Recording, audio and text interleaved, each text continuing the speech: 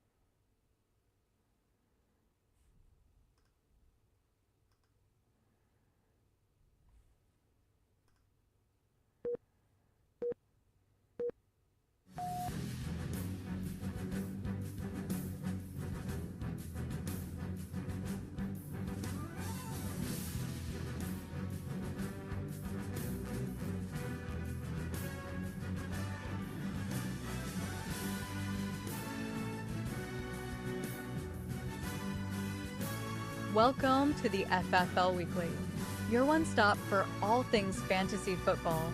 Only here will you find expert analysis, magnificent takes, and in-depth reviews that will leave you wanting more.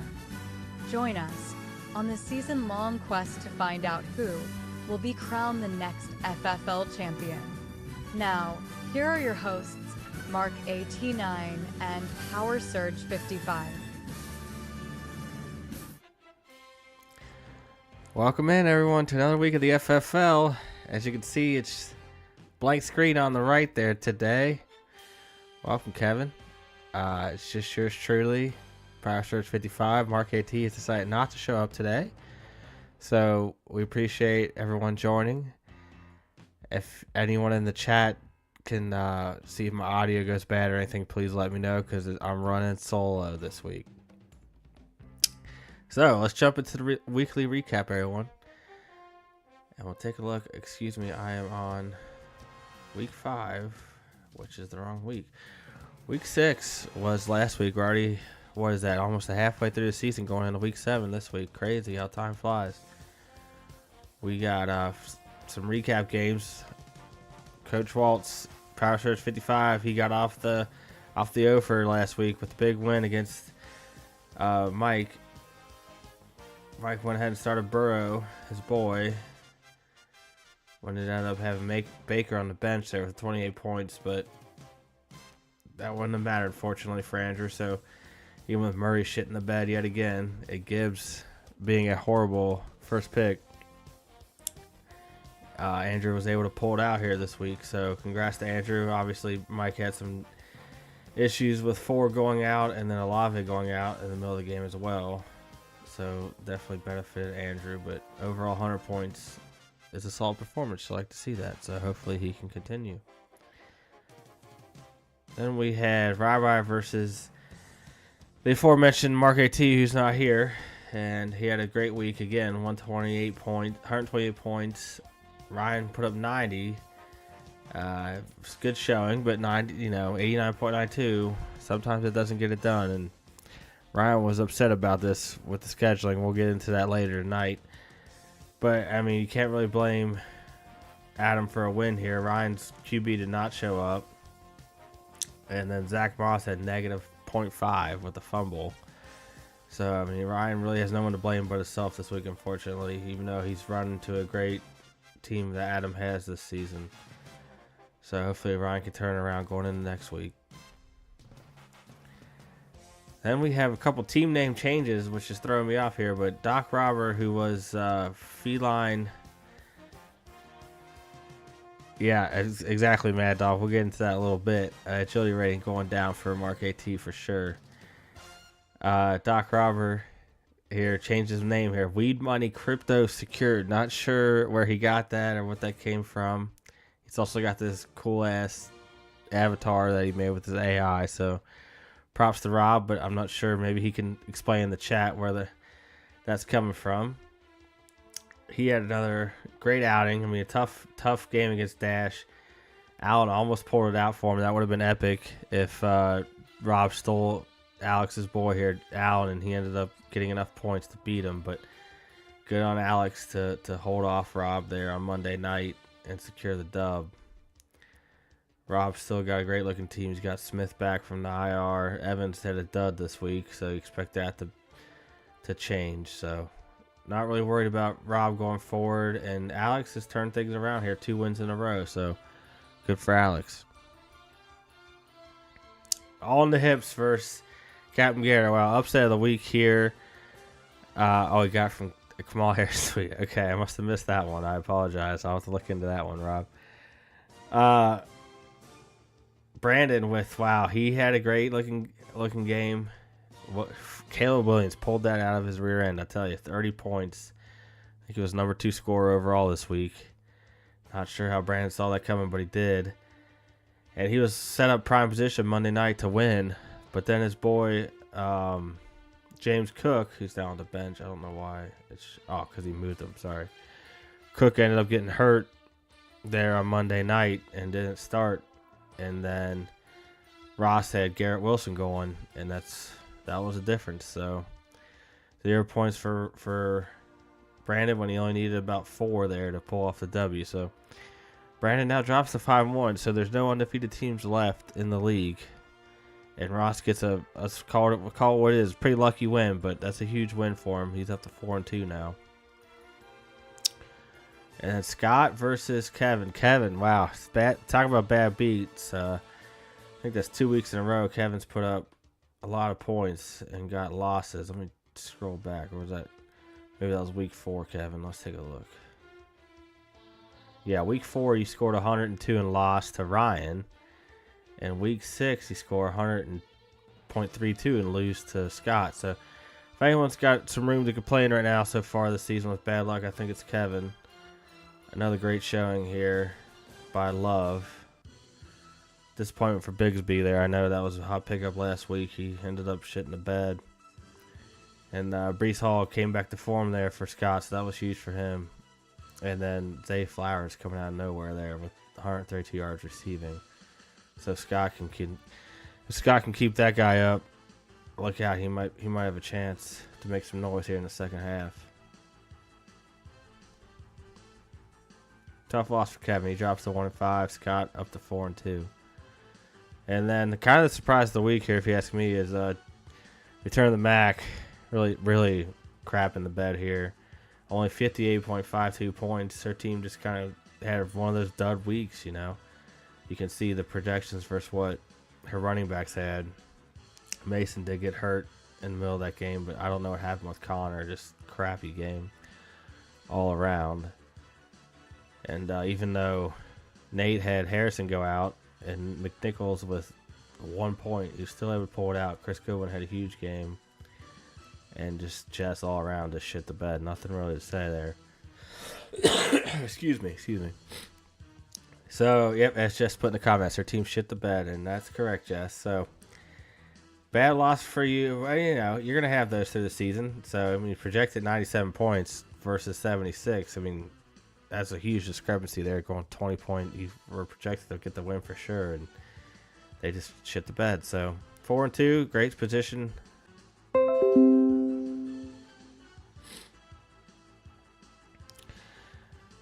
Says reconnection successful. Chat, let me know. Successfully connected. My one bad week, hopefully, says Jess. Hopefully the chat can see me again. So we'll jump into if everyone's still there, we'll jump into the challenges for this week. And again, this week was bench warmer, so team with the highest scoring player left on the bench. And originally I thought this was the teams, only the winning teams, but I didn't put that in there. So the team with the highest scoring player left on the bench. And it was noted to me by Rai, we should probably next year, if we do this, leave out quarterbacks. But this year, it was a quarterback, Baker Mayfield, the aforementioned earlier in the show here. He had 28.90 points, which gave Mike the $5 challenge winner this week. And then Adam had the highest score, so 127.96. So first repeat of the high score winner this season, so congrats to Adam there. And then also first repeat winner for the challenges, so congrats to Mike. Anyone in the chat? I'm scared that my stream is completely crashed. if anyone can say something, just say them. There you go. Robert M in the chat. Mike winning them all. Congrats, Mike. Yes. And we'll go back to the Survivor here real quick, and I'm sure we all know who dropped off this week if you've been following along. And that was Jess with that bad showing this week. Unfortunately, it caught up to her. Thank you, Jess, for confirming it's working.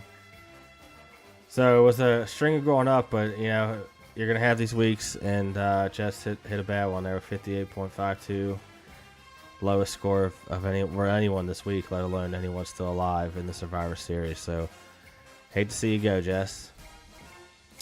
And now we'll get to a little tidbit here this week. This is a little excerpt here from Rai 0731. Got a little text here Sunday at 4 o'clock when he was losing bad in his fantasy football game. F you, Trig, and this bullshit schedule you create. Hate to see that from Rai. You know, Power Stretch 55 here, we do a lot of work in the FFL, and so we're going to bring up this next slide here. If anyone wants to participate, happy for any applicants. As you can see, I'm Kamish, the draft manager. You know, manage draft process. Thank you, Kevin and Jess, for hosting this year. General manager, you know, I ensure smooth trade waiver transactions. As we all know, all my trades that we process are smooth and fair. No discrepancies there, I'm sure. CEO finance, you know, handle the buy-ins and the payouts. I'm always on time with that, right? No issues there. You know, events coordinator, manage all the challenges. Master scheduler, I set the schedule. Director of Personnel, ensure all owners set their lineups. CEO of Marketing, expand the FFL brand. I'm your FFL weekly host. And the co-host is no longer with us tonight, so that position is going to be open today as well. So anyone, all kidding aside, if anyone ever wants to do any of this stuff, let me know. I'd love to get more people involved and just do stuff with me, so that's cool. So if anyone... please feel free to reach out, but I love doing it too. I'm just giving everyone a hard time. So, we'll scroll back up to... where were we? I'm going to go back up to Week 7, the challenge. Coffees for closers. Team with the smallest margin of victory. Pretty simple, straightforward one this week. So best of luck to those teams who will be vying for that. Now we're going to jump back to Week 7. Take a look here at the upcoming schedule. Captain B. Shields, love to help. All right, Captain, I'll reach out to you.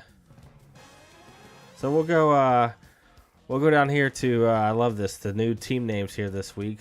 The Weed Money Crypto Secured and DEA. I'm not sure what's going on here, but right now, Rob with a 99% chance to win because Brandon, yet again, playing games and not setting this lineup. Oh, look at this. He's got a group in because his boy's on bye, I guess. Yeah, Dallas is on bye this week. That's right. Wow. Hate to see it for Brandon. Right there alone, that gives the edge to Rob. So we'll see what Brandon does with this lineup, but we're going to go ahead and give the edge to Rob on this one to start off. That would put Rob 5-2. Brandon, look out. You know, drops 2 in a row. All of a sudden, things get interesting. Are there more challenges after? Yes, Jess, there are more challenges after Week 7. I have them ready to go. I just got to update the slide. I wanted to, for the show, I wanted to keep it big enough on the screen. So I put all 14 on one slide. It was going to be small. But I will add those in next week. I'll just add another slide. We got Mike versus Adam. Oh, Mike, look at this, pulling the same game. Love to see it. No one in his lineup this week. Adam's going. Looks like he's got his lineup set. He's got all of his players. They're all pretty hot right now. 96 is a pretty high projection. See, will be. Oh, Mike's got a tough choice. Excuse me. Only 0.07 difference here between Burrow and Mayfield. Wonder who's going to go with. I think Kamara. He's got to put him in tomorrow, Mike. Make sure you get him in because he's playing. Oh, Mike's got Chubb back. That's right. So we'll see what he does. He's going against the Bengals. They have a crappy run D. So, oh, Mike's got a little what's the word? Pickle now to decide between Chubb, Kamara, and Brian Robinson for running back. So that'll be interesting. I think Mike's got a good shot here. If he sets his lineup, things will look a lot closer. We'll give the edge to Adam because Mike doesn't have his lineup in. And scrolling back up, here comes Alex. Look out. Started 0-5 last year, made the playoffs. Was 0-4 this year, now up to 2-4. 2 in a row. He's running into a hot team in Ross. Ross still got Cousins in. I don't know if he's going to put Mahomes back. We'll see there. And Alex has still got a tough spot here for his second running back, but Ross might be in a little bit of a worry as well.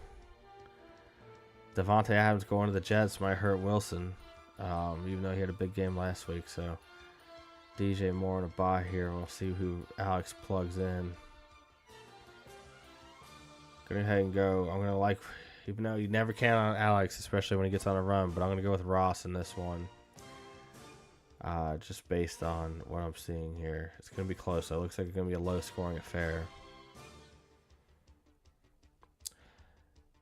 And then look out for Scott. You know, he's got a solid team, 120 points last week. He's up to 4-2. He's playing against Jess, who's going to have to rebound from that tough game last week. This could be game of the week. Both 4-2 squads. Only 3-point difference here. Purdy's been playing well. He's been hitting those projections every week, to be honest. And Hall looked like he had a nice rebound game this week. Pollard's actually been surprisingly well, too, for Jess. Jess has got a lot of good running backs. Wow, this is a tough matchup here. Just even across the board. Where's it? Oh, here's a big difference between tight ends. Bowers has been... It's been tight end 1, I think. Let's take a look. Can I see the... It's just going to show me game logs. Okay. Oh, I scroll down. He's 3rd right now. Who the heck? I guess Kelsey, and wonder who's 2. But Bowers is good. Otten, I saw Jess did pick up Otten this week. And Alex threw in Washington defense as well. So interesting. Oh, yeah. Jess also got Judy to plug in for this week as well. I heard... Look, I mean, Jess, I don't know if she's waiting. She's got Neighbors, I think, is back. I heard Cup might be back. I mean, she's got Mason on the bench. She might, and I mean, gosh, this bench is just loaded. Jess has the problem of who the heck to play. I think she's got probably the best team so far this year. Her biggest concern is who can she plug in, where I just got to find someone to actually play the damn lineup. Hello, Julia Dacey. Westside is better than the east side. Love it, Julia. Thanks for the comment. I don't know if I agree with that. I'm neutral myself. I'm in the middle side, so I will let the chat hash that out. Jump back up. 2 more games left real quick. We got Kevin off that tough loss versus Nate. I mean, Nate's got a couple empty spots on his bench. He's got some guys on the bye, so we'll have to see who he plugs in, but again, Kevin's been putting up a lot of points. Let's see if he can find someone else for Bigsby, or if maybe Bigsby can rebound this week against an okay New England team, not the best. Trying to see who else. Andrews got that touchdown last week, right? So maybe he's finally rebounding. 12 points last week. You like to see that. I think we're going to give the edge to Kevin this week. And then last, this might be game of the week too. We got 2 games of the week, I think, because this is a huge one. You know, you got Ryan and Andrew. Ryan, obviously, by his standards, having a horrible season. Going against Andrew's, typical season here, but both 1-5. So whoever loses this game, I think that might be it. They might want to sign off for the season and throw their players up on the trade block, because it might be over for them at this point. Andrew's going with Drake May, QB. I mean, Murray's been shit in the bed. Can't be trusted. Prescott's kind of been the same. He's on a bye, so Ryan's going to have to find someone to plug in. And then Derrick Henry's been his workhorse this season, so we'll see what he can do against Tampa Bay Monday night. That's going to be huge to have him go on Monday. Andrew's got Devontae Adams hopefully playing this week. He just got traded to the Jets. We'll see. We'll see what happens here. And then Demario Douglas, another crazy pickup here with the Patriots with Drake May going. So not sure who to trust here. Andrew's really in bad shape at second running back, despite having all those running backs on his bench earlier in the season. So see what happens. I think we got to give the edge to Ryan, just based historically how he always wins against Andrew. So a lot of exciting things coming to week 7. Remember, this is the halfway point. So from here, if you look at the standings, I mean, you got, I looked at this the other day, you got 5 teams at 4-2, then Brandon at 5-1. So that's your 6 playoff teams right now. So that's pretty good records. I mean, the thing is, though, that these teams, you guys are all going to start playing each other. And hopefully for us 1-5 guys, start beating each other up. And maybe one of us can get back in it over the next few weeks. So exciting things to come. And with that, I think I'm tired of talking about myself. I appreciate that in the chat. Yeah, Doc, take it easy, says Julie. I agree with that. A little aggressive there, Rob, for trying to excite hate. And then, Rob, yep, thank you. You'll be rooting for Coach Waltz. I love to see it. Nothing left in the chat. I appreciate everyone for joining. And next week, let's hope we can get maybe a new co-host or maybe get Adam back. We'll see. And thanks a lot, everyone. Talk to you later.